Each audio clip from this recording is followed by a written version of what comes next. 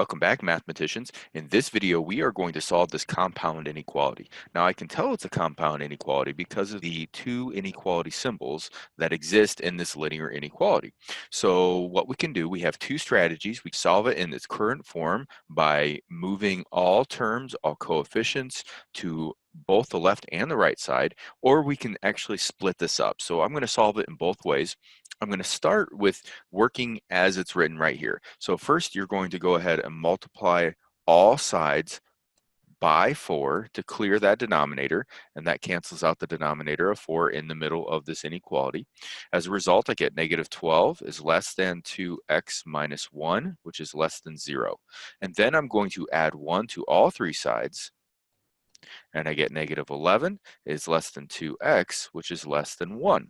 And then finally, I'm going to divide by 2 to all three sides. So I have negative 11 halves is less than x, which is less than 1/2. And what you could do is write the solution set in interval notation. So the left boundary would be negative 11 halves. The right boundary is 1/2, and this value of x can be any value between negative 11 halves and 1/2. But we're not including negative 11 halves or 1/2, which is why we use parentheses. So that would be interval notation. So what if you don't like the way it's currently written and that was a little challenging for you to maneuver or work with this inequality when you've got three sides? Well, there's a strategy you can use to change this inequality into two individual linear inequalities and solve each of them.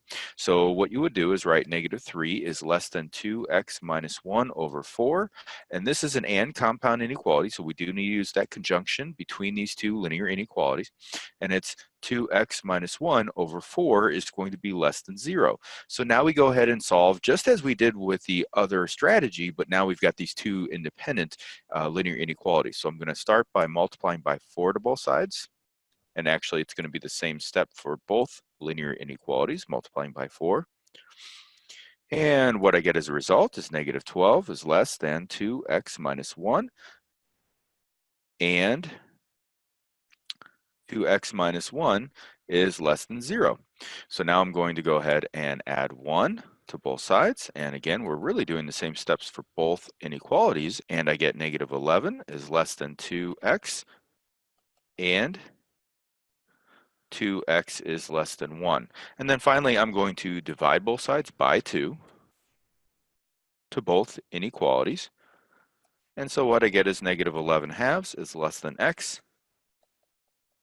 And x is less than 1/2. Okay, so there's your solution set, or there's your strategy for both ways, whether you keep it all as one compound inequality or whether you separate it out using the conjunction and in between these two linear inequalities. All right, guys, good luck.